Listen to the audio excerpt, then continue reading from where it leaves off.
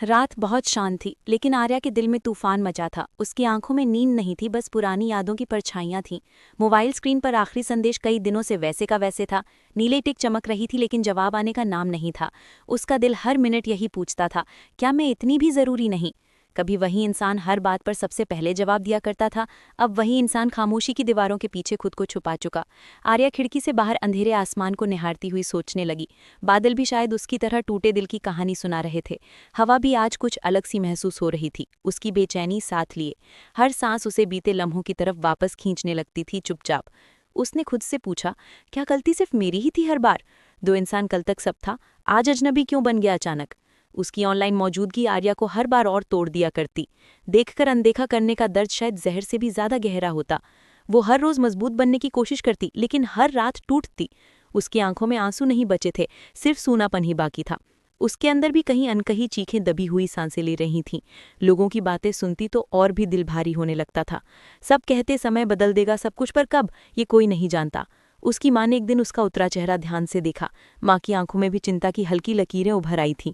उन्होंने प्यार से पूछा, क्या किसी ने तुम्हें फिर चोट दी? आर्या ने मुस्कुराकर झूठ में कहा, सब ठीक है माँ, बिल्कुल। माँ ने उसके माथे पर हाथ रखा और सब कुछ समझ गई। उन्होंने कहा, सब्र रख, जो जा रहा है उसे जाने दे। जो तुम्हारी कद्र नहीं करता वो तुम्हारे लायक भी नहीं। आर्या ने माँ की बातों को दिल में कहीं गहरे बसा लिया। उसने उसी दिन फैसला किया, अब किसी को जबरदस्ती नहीं रोकेगी। उसने उसे मैसेज करना पूरी तरह से बंद कर दिया। आज के बाद उसने अपनी कीमत खुद पहचानने की ठान ली, नई शुरुआत के साथ। शुरुआत में बहुत मुश्किल हुआ खुद को संभाल कर रखना हर दिन।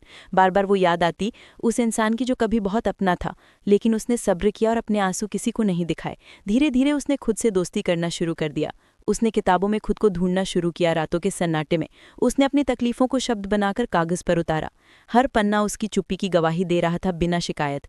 समय गुजरता गया और उसका दर्द थोड़ा हल्का होने लगा। उसकी मुस्कान फिर से जिंदा होने लगी, नई उम्मीदों के साथ। उसी इंसान ने एक दिन अचानक उसको मैसेज भेजा फिर से। लिखा था, क्यों बदली हुई लग रही हो, अब पहले जैसी नहीं।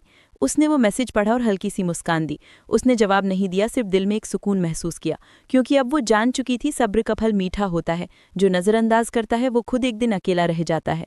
वक्त हर किसी को उसका जवाब जरूर देता है सही पल पर। आर्या आज मजबूत थी, अब किसी की नज़रों पर निर्भर नहीं। उसने खुद से वादा किया, खुद को कभी कमज़ोर नहीं समझेगी, क्योंकि जो सब्र करता है वही असली जीत हासिल करता है। उसकी खामोशी अब कमज़ोरी नहीं, उसकी ताकत बन चुकी थी, और वह मुस्कुरा रही थी अपने सब्र की जीत पर आज।